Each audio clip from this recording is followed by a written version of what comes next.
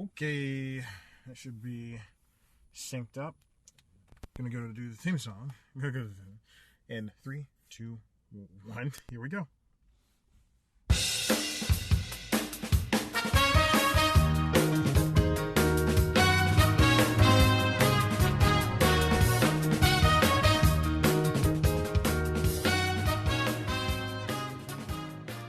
And welcome back to the Constitutionals podcast. I'm your host, Chad White, and this is the premier podcast for the website, cpluscomedy.com. Like I just said, it's a website. Go there. I realized that if you're a listener to this show, and I hope you are at this point, I realized that I'm recording on my phone. I'm shooting at work in the middle of the workday right now. Recording on the phone, and I should. Here comes a guy. Here comes a guy. He's going to see me talking to myself. I should have flipped the camera around to make it on top. But you know what? It doesn't matter. Let's get on with whatever we're doing this week. There's no news, and that's a bad thing. The guy's about to pass. He's not looking at me. I'm looking at him. If you pass me, I gotta make eye contact, buddy. Good thing I didn't roll the windows down. Bad thing though, because it's hot as balls. It's so hot out here. I had an entire week to shoot news time, and I didn't do it. It is my fault. Except for one night, I was super busy. But also, I didn't have an idea of what I wanted to do. I'm watching somebody. This is a one-way entrance that's about, I would say, 7 clicks away from me. Oh no! And somebody just couldn't get into one of the gates, and they turned around. And I don't know how they're going to get on that street because it's an entrance that you can only turn into. So they're probably breaking the law right now. Any hoosers, and I just didn't do news time, which always pushes back the Constitutionals. So here we are. This is episode 170, and the first time I actually remembered it, got it right. And there's no news this week because this is the time of the year when nothing really happens, and if it is news, is just like small things like a show was renewed or a show was picked up or like a movie got a distributor or something. Nothing I could really grasp on and talk about. As you know, I'm merely 50 feet, 50 clicks, so many clicks. That's what the sequel should be for Adam Sandler's Click. This is not the first time I brought this up today. To myself, obviously, of course. I mentioned the movie Click this morning, thinking that if I could just fast forward to, I'm about to move, and I just fast forward a couple of weeks and not have to pack anything, and just like have that version of me do everything. Anyway, I'm like 50 feet away from where I dubbed this podcast entertainment entertainment, business news podcast, something like that. So that's a little fun fact. That's where I am right now, in the recording this show. Hey, let's get on with it. Also, did not put up that Kyle Conan interview, like I said I was going to. It's been a really long week, guys. So many breakthroughs, though. All right, so I thought that I have a bunch of ideas in reserve, and so I thought that a good one, I'd pull one of them out. And it's a good time of the year to do this because, like I said, there's no news, and news shows or movies and everything is kind of slowing down. But we've got a late night report card. That's what we're going to call this episode. Late night report card. I had this idea it was definitely in 2019, but maybe even last year around this time. And it is an idea where I think that every so often I'll sit down, and sometimes I'll watch, a bunch of late night, like over the course of like a couple of weeks. If everybody's on and I just want to check up on the people I don't usually watch, then I'll come in. And I won't say who it is, but I mostly watch Conan, Seth, Dacia Zamiro, and Samantha Bee. I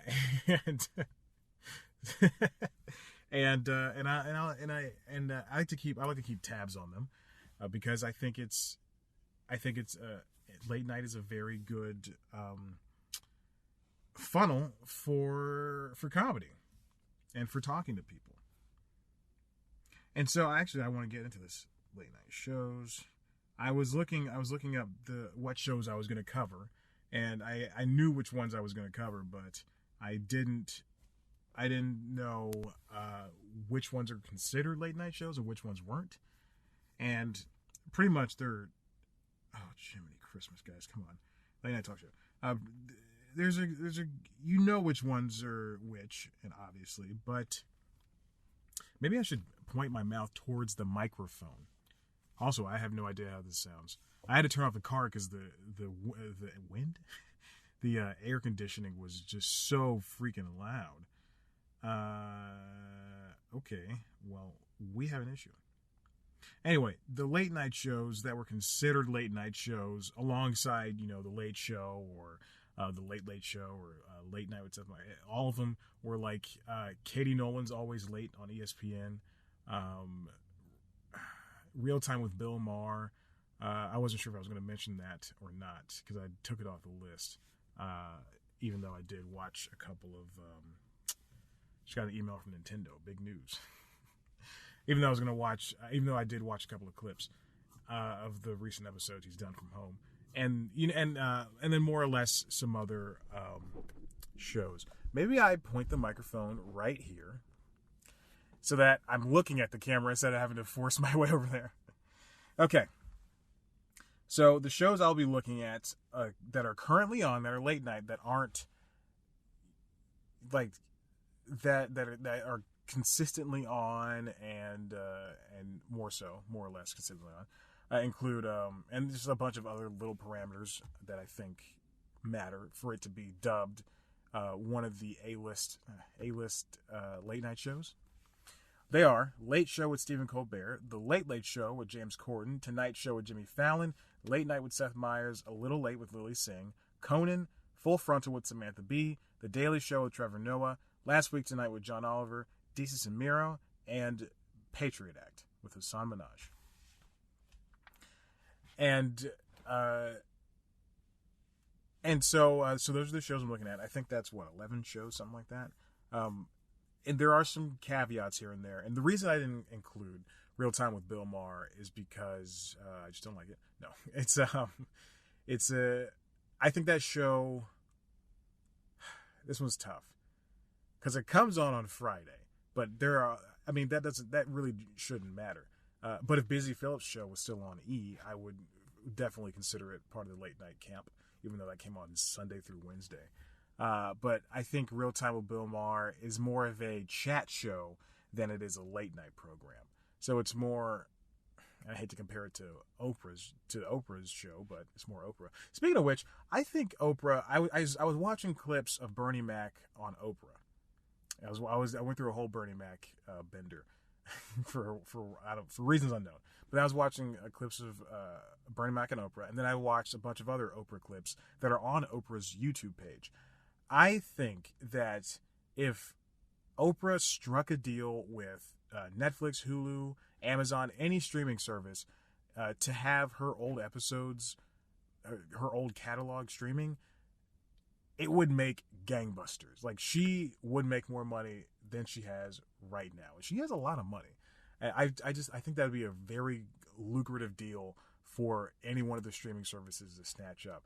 And I guarantee that she owns the rights. It's like an artist, a musician that owns the masters to their music.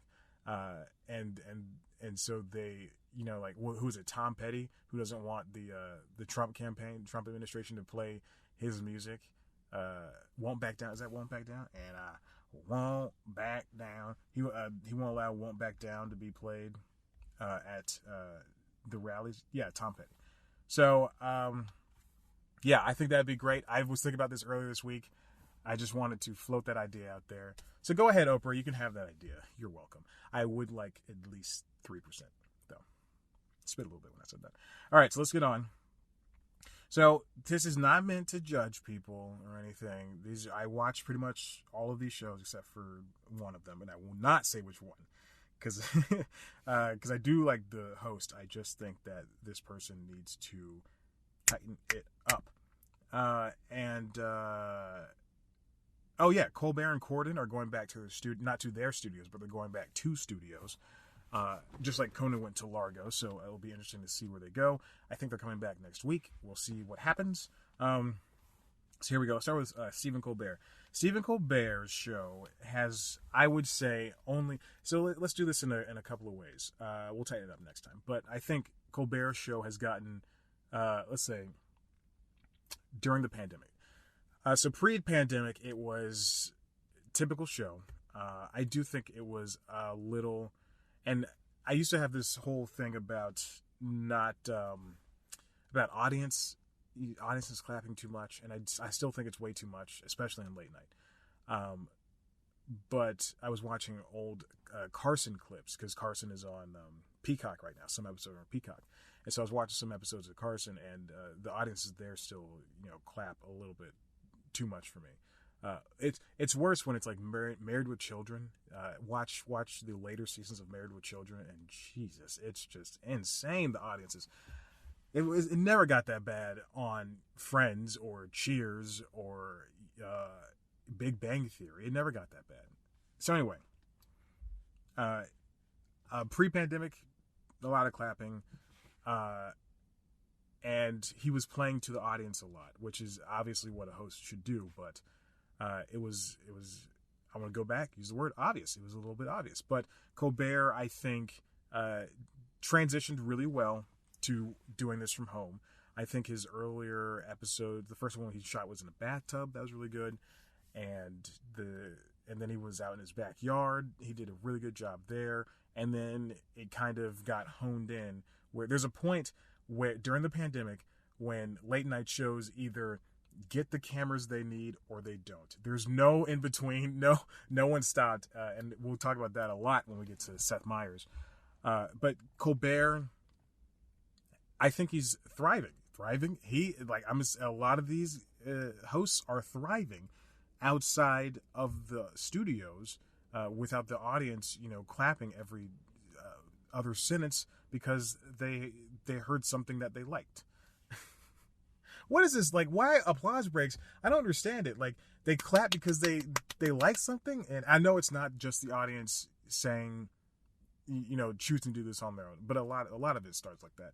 I know it could be a producer pressing the applause sign button, but it's too much. We need to stop it. We don't need to pad it. The show is already 42 minutes long. You cut some of the clapping out, it'll be 35 minutes. That's enough for another bit or a sketch or a segment. Come on. And so Colbert is doing well. I wish they would find some way to have more John Baptiste in it. He's the sidekick, technically the sidekick, so he needs to be a little bit more involved in that. But it's hard right now to have the sidekicks in. I don't think anyone, I'm looking down, I don't think anyone really has sidekicks really being involved. Fallon only gets the rapport, not post-pandemic, but mid-pandemic, but post doing it from home. He's going back. So anyway, let's continue. I'll talk about him later. But yeah, Colbert's doing a great job. His interviews are great. The episodes look good. And so when he goes back to the studio, I assume next week, then we'll see what happens with that. Corden was a different story. Not too different, but noticeable. He didn't come back as soon as, Conan, Fallon, Seth, and even Samantha, Dacis and Mira, he did not come back as quickly as the others. I would, knowing that he, I don't want to say doesn't like doing the show, but knowing that the show tires him out, because I think before he signed his extension with CBS a couple of years ago, he said he'd be okay with not doing the show, something like that. Don't quote me on that, but he said something along those lines, and I get it, because a nightly show, hour-long show, and you've got to have that same type of energy every single night and telling the same type of jokes every single night for years on end. Jesus, I get it, even though I want to do it. I would definitely love to do that. But he came back shooting from his garage, and I think he thrives in front, as much as I hate to thrive. As much as I hate to say that the audience helps him, the audience really does help Corden in his program with an E because he's British. I think James does play to the audience. Every single host here plays the audience well, but he does it in such a way that he's with them on everything. Like with Colbert, for instance, or John Oliver, he's trying to teach you something. Colbert, he's leading you through something. Conan's, making you laugh through everything. But Corden, he is in the audience. He's also an enjoyer of whatever's going on. So that's why carpool karaoke or spill your guts, any one of those segments. That's why those play so well. I mean, that's B. A, because they get these super famous people to sit down and do those things. But then B, it plays so well because he is along for the ride with the audience. Or the intersection things, the things with the intersection musicals. Like those are, I don't watch a lot of Corden, but I know everything about that. So crazy. So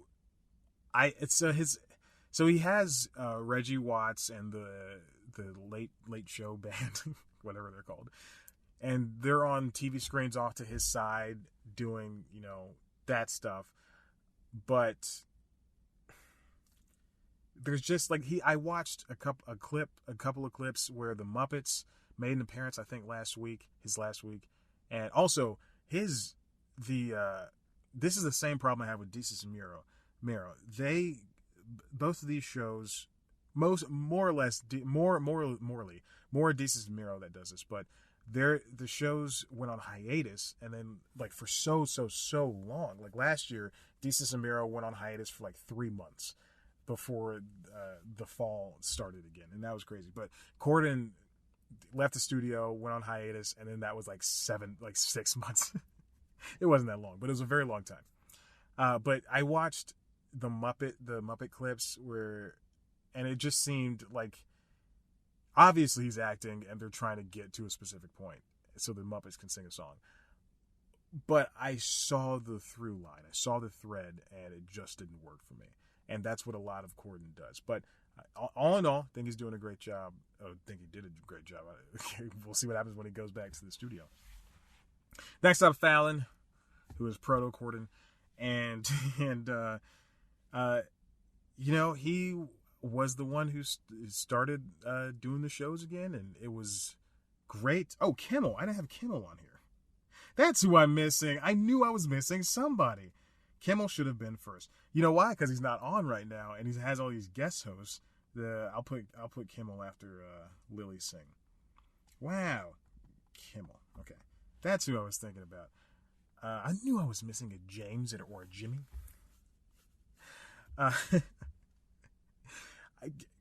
Fallon's a very his show came back, and then he got caught up in some controversy because of an old blackface sketch. But people are just pulling things out of their ass right now to cancel people. And I think his home shows are good. There's a lot of he and Conan and sometimes Seth have fallen into this.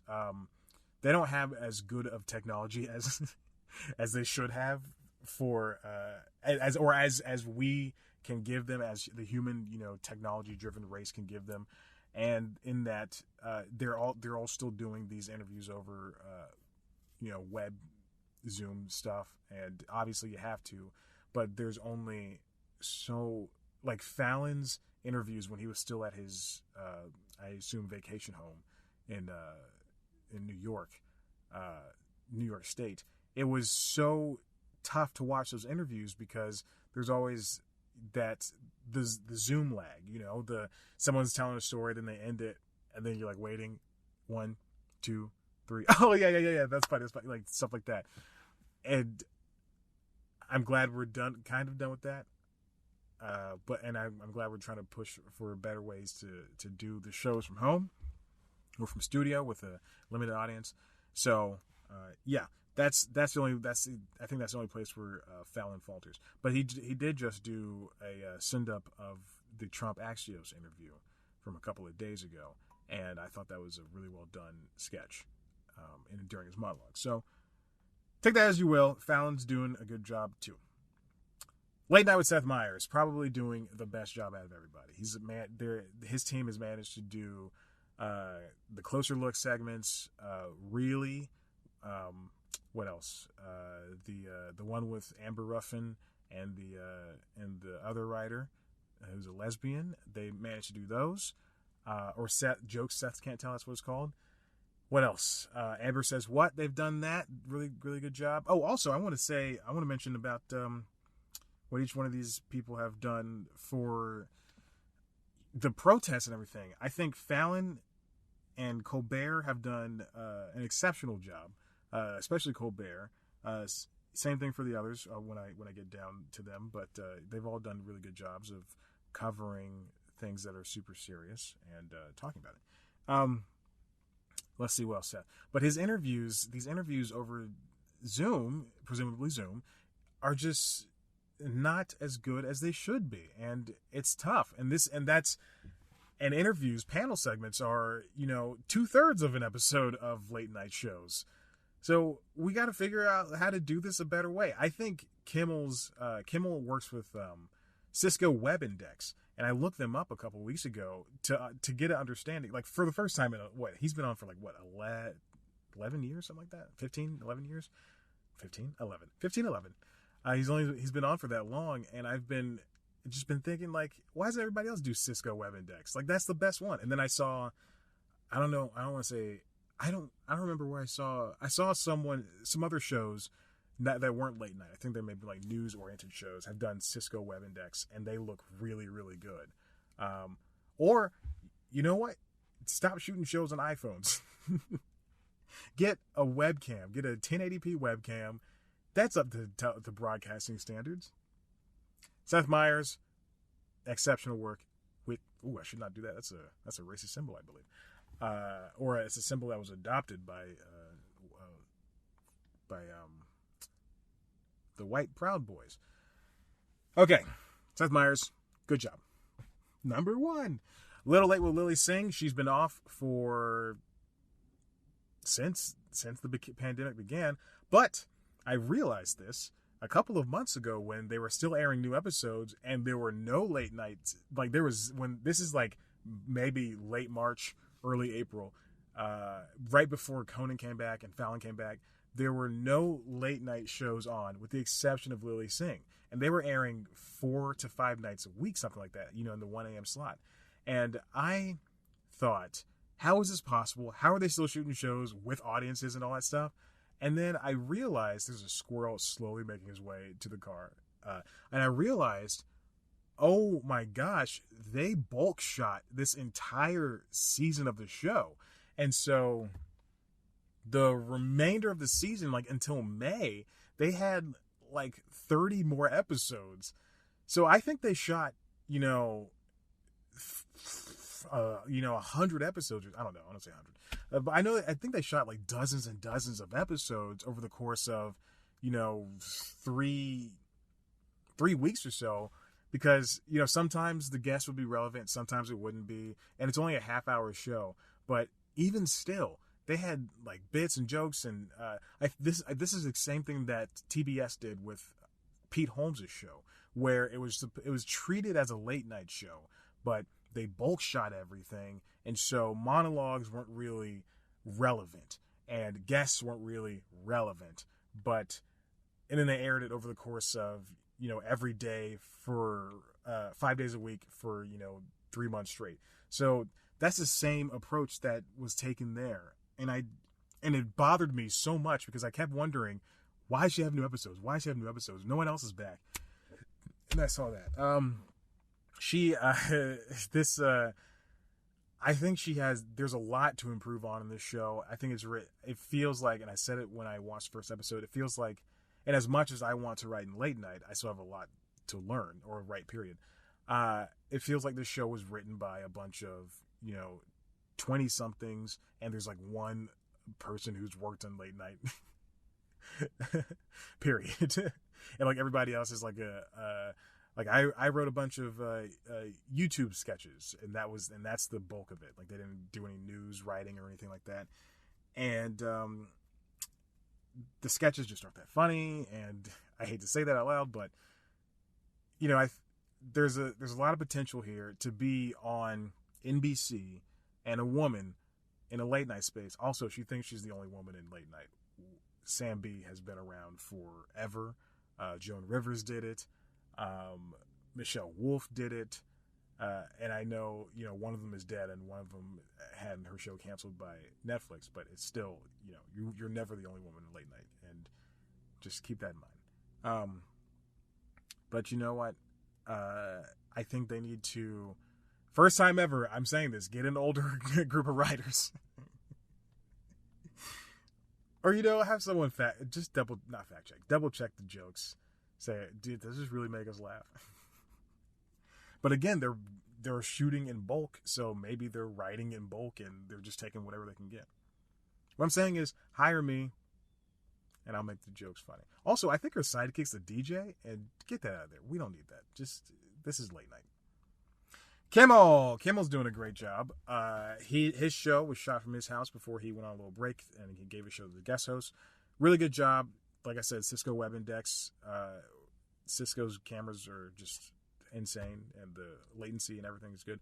What happens is, for some of these shows, like Kimmel's and I think some others, if you don't have the equipment, they'll send it to you, and so it can look good. And then, I assume they overnight it or something. And then, you send it back. So I think every show should do that. Every network should give their shows the budget to do that. I think that's great. Or get somebody out there to shoot it with you. Get it, I know when Gayle King is doing CBS This Morning from, her home or something, they have a photographer, a camera guy, go out there and set up the cameras and shoot with her. I think they should. ESPN thing just came through, so hopefully that was loud enough. I'll just mute the iPad. I'm so sorry, I should not have done that. But maybe send a photog, a network photog out there to help with. Kimmel's monologues are some of the best out there. One of the best out there. And his interviews are still really good. I think he's doing a great job. I can't wait to see what happens when he comes back. Although his episodes have been only half hour long. So speaking of half hour, going to Conan. Conan's show was one of the first that came back, and obviously he was going crazy, so we definitely see him coming back. And this move to the Largo for now, Largo Coronet Theater in Los Angeles is really good because he needs a place to thrive, and now they can shoot with cameras and stuff. And sometimes Andy's there, sometimes Sonam Sebastian is there as an assistant, and it's great. Sometimes there are, I don't know, has there been a sketch in a minute? I don't remember. But his interviews are still good. Again, over Zoom, the latency is an issue, but Conan's doing it to it. Conan's doing it to it. So I'm enjoying that.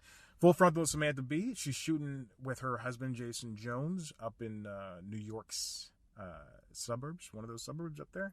I think it's a very good translation of the show to the new quarantine format. They're shooting in the woods behind their home, and it's great. They have a green screen out there, so they can do all the stuff that they need to do. And so Samantha Bee's show is different from others, just like John Oliver's is different, because what she does is they have like the first Act 1 is like a long form story, Act 2 is a long form story, and then Act 3 is usually a pre-tape story. And so and they send one of their correspondents to do the stories, and it's great. It's like they can do that show without an audience no matter what.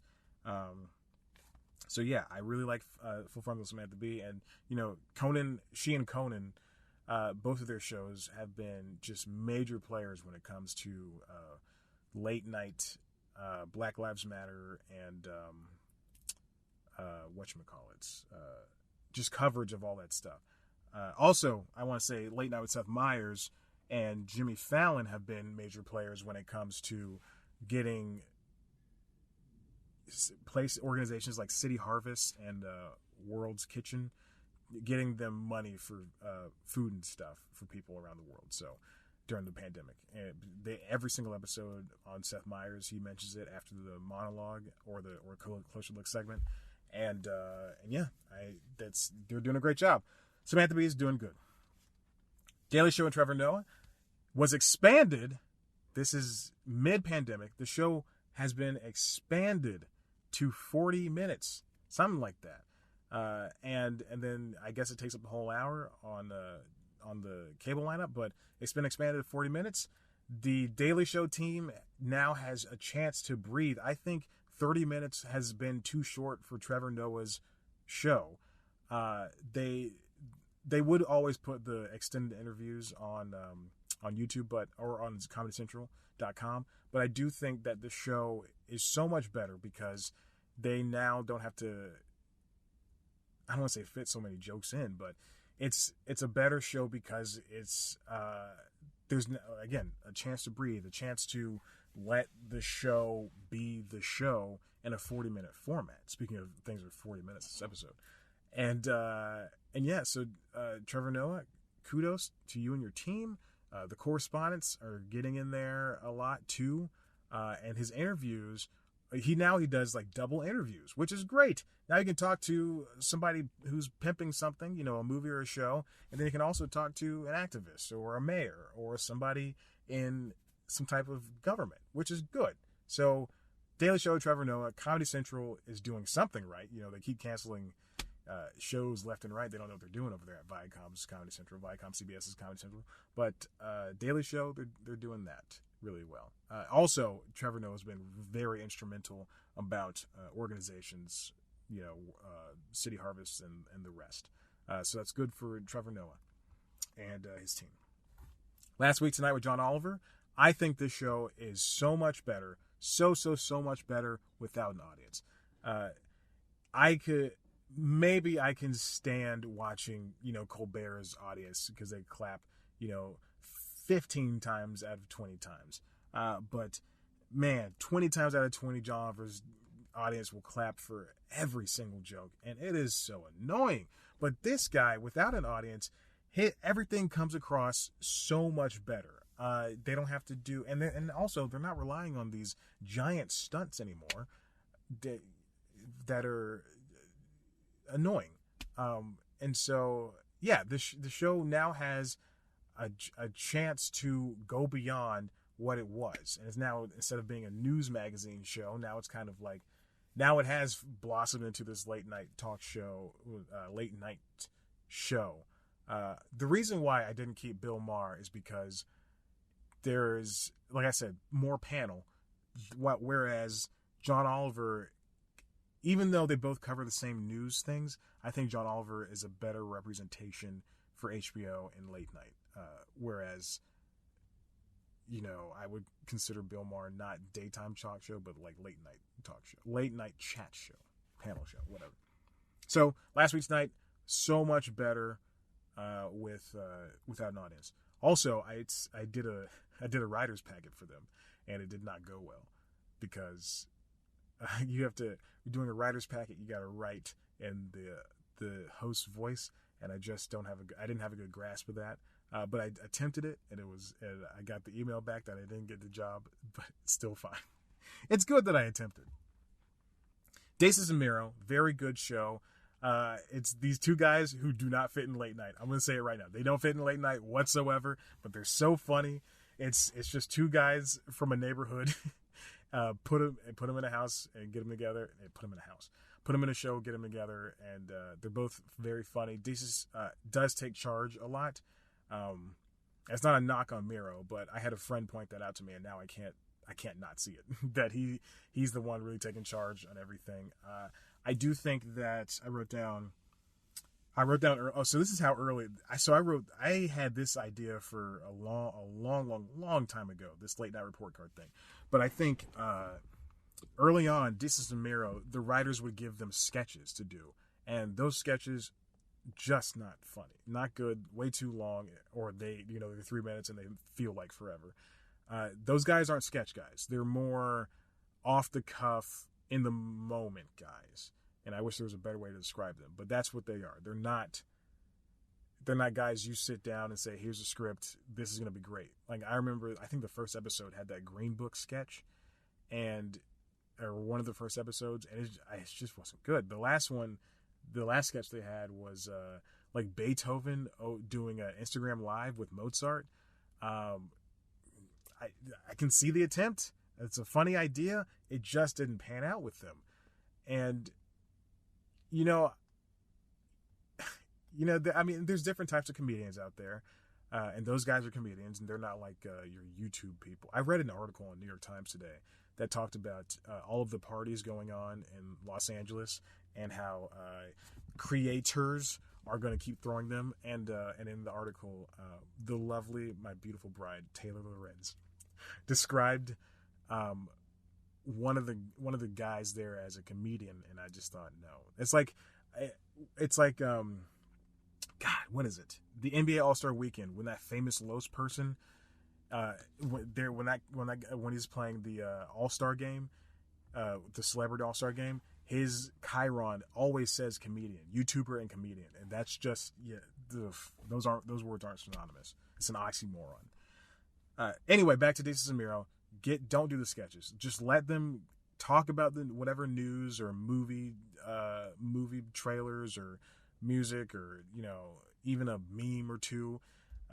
Also, keep that internet stuff off of TV. This is in general. Don't do memes. Don't do memes for anybody. This is for every single one of these late night shows. Don't do memes. All right? Don't do memes. Don't do it. I lose respect when I see CBS This Morning or Good Morning America or the Today Show talk about, well, this is a viral video. It's got 600,000 views. It's a cat sneezing on a baby. I lose that, and I don't know if that's a meme or not, but don't do it. Don't show it unless you're making fun of somebody. Like if it's a I don't know. Just don't do it. Don't do it. Don't bring things up from the internet. I don't know how you do this. I don't know how you do this if you can't do it from the internet. But let's see. Yeah. So yeah, they don't do a lot of sketches. I think the writers know that, but they still keep attempting to try. Because at the time I wrote down Green Book sketch was the only one, because like soon after they did not do sketches, and then they've had maybe 2 since then, including that Beethoven Mozart one on Instagram Live doing the DJing a set or something. So definitely avoid that, please. But still, so funny. There, and then even over Zoom, even though there's still that Zoom lag, their interview style, like just telling jokes and just crapping on people, just, oh my gosh, it's so great. I don't like it when they talk about Taylor Swift, but otherwise it's so great. So I like them so much. And finally, Patriot Act with Hassan Minaj. This show's been off for a little bit. They come back for bouts of like 8 episodes, but I think I read an interview or something like that along those lines where Hassan Minaj said that during the pandemic, to shoot those episodes, they had his producer was living with him or something like that. I don't know. Living with him and his wife. Very interesting way to do it. But another show that benefits without having the audience there. Truly. Maybe I just hate audiences. I just hate big claps so much. But yeah, just another show that, and mind you, I only watched 1 episode from this latest batch of 8, and now he's been off for a couple of weeks. But I think this show is that much better for not stopping every couple of seconds to acknowledge that there's clapping going on, but the graphics are still really good, and that's where that show really shines and flourishes, because the graphics department does such a great job with the green screen work compared to everyone else. So Hassan Minaj's show, I see, and here's the problem. I can talk about the content of everyone else's show, most everyone else's show, but Patriot Act is a little bit more challenging, because whereas Last Week Tonight perfected the late night, I know I said it wasn't a news magazine, but the late night news magazine long form story, Patriot Act does it, but it does it in a way that, you know what? It's like a mix of A Little Late with Lily Singh and Last Week Tonight. And yes, I understand Lily and Hassan are both brown people, And I'm sorry to compare them both like that, but I just pressed a button and I don't know what it does. 12-volt battery reset. I hope that didn't make my car explode or anything. But it does kind of feel like that. It feels like it's written by 20-somethings, but now instead of copying, Conan and Letterman and stuff, they also want to they're now copying Oliver, which, I mean, I'm not, obviously every other show is doing the same thing every other show is doing, with the exception of Sam Bee, Trevor Noah, and John Oliver and Jason Zamero. But there's a way to do it and there's a way to not do it. And we got to stop doing references just for the sake of references. I also did another writer's packet where that was one of the rules. I've never been able to put that into words. References for the sake of references aren't good for comedy, for anything. I was listening to Andy Richter's podcast, 3 Questions, and his guest was Demi Adejuyigbe, who's also written for James Corden and the first season of The Good Place, and he's done some other odds and ends and things, and they started talking about Stranger Things and how that's references for the sake of references, and it just saying hey, this is the 80s, remember the 80s? That just doesn't work. And to get back to Hasan Minhaj's show Patriot Act, that's what that show does a lot. It does a lot of, you remember DVDs. Things that were so, yes, I remember those. So I think we can just tighten it up a little bit better. It's, Lily Singh, Hasan Minhaj, Corden. Just tighten it up, even because we have to do these things. Whoa. Oh boy. So yeah. Any Hoosers, look. If you like the Late Night Report card, it'll come back at some point. But for now, if you like what you heard here, head to the website, cpluscomedy.com. It is so hot in this car. Where you can find interviews with your favorite comedians.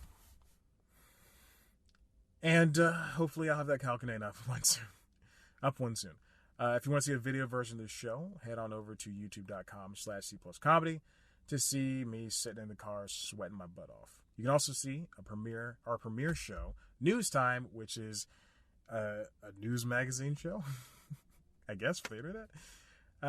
And it's all right. This week's episode is about Taylor Swift's Folklore. It's very late, but by the time you listen to this, it's probably up. It is up. Taylor Swift's Folklore, and I do an Anthony Fantano parody, The Needle Drop, one of his review parodies, up at the top of the episode.